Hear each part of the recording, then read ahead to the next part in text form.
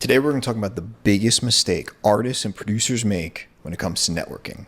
And then I'm going to give you 9 really good tips on how to do it really well. So the biggest mistake that you're making with networking is you're asking. Okay? You're not doing the value exchange correctly. You're trying to get too much value than what you're giving. And I think this is not just a problem with networking, but this also comes down to your brand and your entire experience when it comes to relating to people online and in the real world. So what I mean by that is when you're looking to meet with someone, you're looking to network with them, you're trying to give them your song, or you're asking for feedback, or you want them to follow you, you're asking. You're asking for something. You're saying, help me, help me, help me. And we have to learn is how to do the opposite. You have to say, how can I help this person? How can I add value to them? And then over time, think about it as an investment. It'll actually come back to you in all sorts of various ways. And our students are proof of this. If you don't know, my name's Justin. I run Cosmic Academy. We're an artist development program. We've been around for over 10 years, and our students are the best examples of what we're talking about here. They sign to the biggest labels like Spinnin and Toolroom, Armada, Anjuna. They play the biggest shows. We said 3 students play EDC. And if I were to say, okay, how did they get there? How did they sign to these labels? Sure, their music's good. Sure, their branding's really good, but they're amazing at this networking because they do this thing that we call in Cosmic shedding love. That's giving value. That's just our cute term for giving value and helping, not just asking. So when our students were getting ready to get that offer at Spinnin or getting ready to get that offer at Toolroom or play EDC, they had already done so much giving that was going to come anyway. So my first point and first fix for you is instead of asking, help me, you have to start thinking differently. How can I add value to them? Next thing, number 2, simplest thing that you can do to add value, it's right in front of you. You can give engagement. You can give likes and comments and shares. By the way, you can give one right now. I'd really appreciate, hit the like button. But this here is kind of proof of it, right? I'm trying to give you as much value as possible. All right. All these videos we do, we've been running this program all this time. We're just giving you value right now. And whether I ask or not, I'm assuming that maybe if you like it, you shoot us a like. And that's you helping me. Okay? Even giving engagement. Labels, artists you want to work with, the littlest thing, a like, a comment, a share. Sometimes people say, but that might creep them out. That might be like kind of weird. Absolutely not. Because all of us who run pages and have social media, we understand that in order for our things to do well, work up the YouTube algorithm, the Instagram algorithm, TikTok, is we need engagement.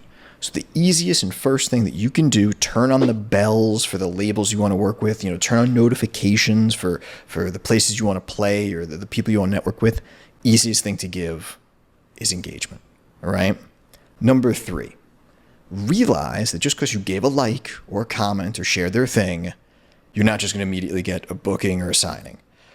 That is what I'm referring to. That's tit for tat. This is not tit for tat. So number 3 is a really important thing to discuss where you can't go into this assuming that you're just going to do something real quick and get something in return. This is the long game. It's about making investments now, helping anyone that you can, shedding love on as many people as possible, and in the end, it'll all be evened out. But if you go into it very transactional, you do this for me, I do that, that's not going to work. All right. So you have to kind of take that out of your head. A good way to think about it is give. And then if you want to ask, that's okay. So give, maybe an ask, but do not do give, demand or give, take. All right. So make sure there's way more giving than there is asking.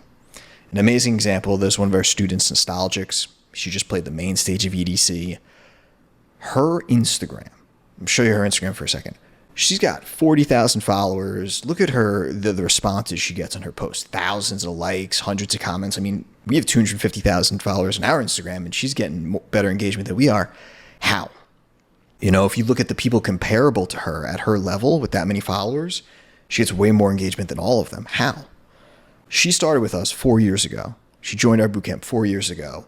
never signed a record, never did any of this stuff, but she has been investing and shedding love and giving for the last 4 years.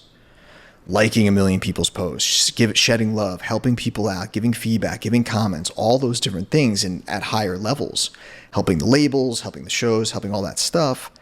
And then now it's paying back and the investments are paying off and you can see it. You can see it happening in real time. I think she's an incredible example of that.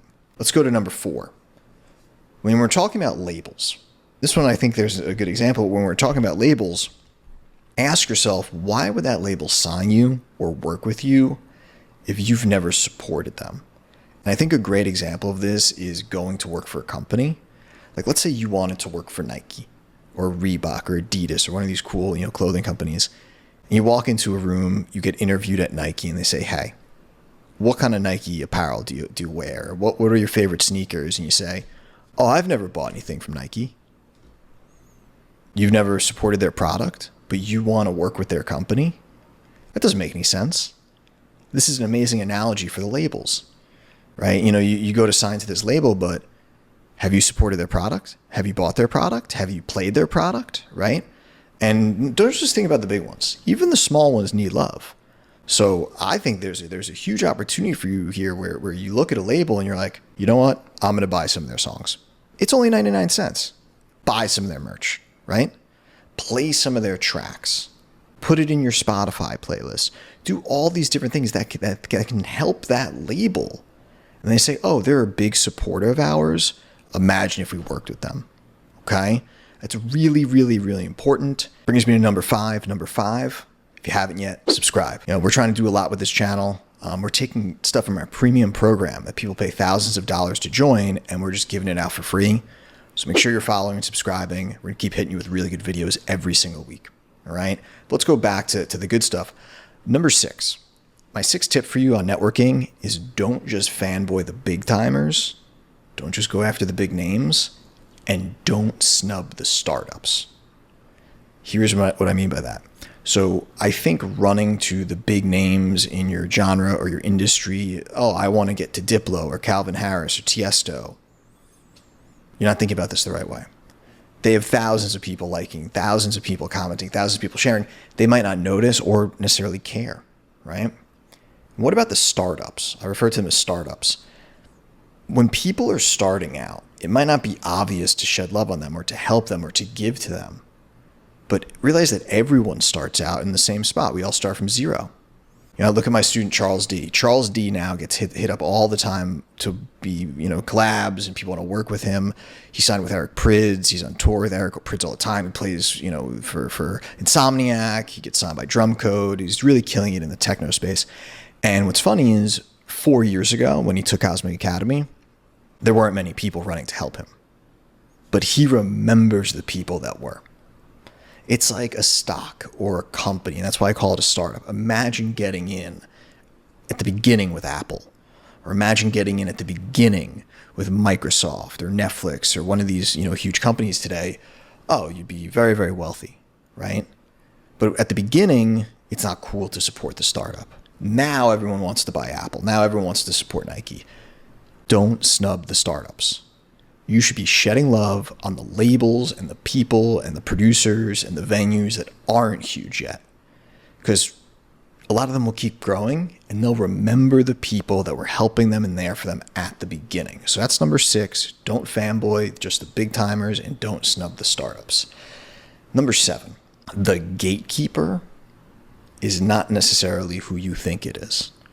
What I mean is if you're just running to a label and you're like, okay, the gatekeeper who's going to get me into this label and sign me is the A&R or the GM or the owner, or maybe it's at a club. The person at the club that's going to book me is the owner or the talent buyer or the manager. No. The gatekeeper might actually be the intern, the bartender, the assistant, someone working at a lower level, and shedding love on them, going on their Instagram, on their Facebook, going in person to that venue and being really cool and nice and shedding love on the bartender and the bouncer. You don't realize it, but those people are typically in the same meetings, in the same room with the head, with the A&R, with the owner, with the GM. And if they're sitting there saying like, hey, who's really nice, who's really awesome, that girl, she's been really cool to me. We should check her out. Like, they're in the ear of the person that says yes or no. And I think I'm an example of this. So 10 plus years ago, I was 25, 24 years old, and I wanted this venue called Hammerstein, gigantic venue in New York City, holds thousands of people. And they were only doing shows with Bob Dylan and Alicia Keys and Jay-Z. And 10 plus years ago, they wanted nothing to do with EDM or dance music. It wasn't big yet. And I remember I walked into the air, and I just went to the top person, and I tried to get Hammerstein, and they were like, get the fuck out of here, right? Instead of just trying to go to that gatekeeper, I realized there are gatekeepers below that I can help. And this is true. What I did was I started helping and even setting up the social media for these people. So we're going back a long time. Not everyone had a Twitter back then. Not everyone had a Facebook fan page back then. I set up their Twitter. I set up their Facebook fan page, and I helped a lot of the people that were working there that were starting out in like the bottom levels. So then they sang my praises to the people at the top. And then sure enough, I got a phone call after helping them with social media for free. I didn't ask for anything.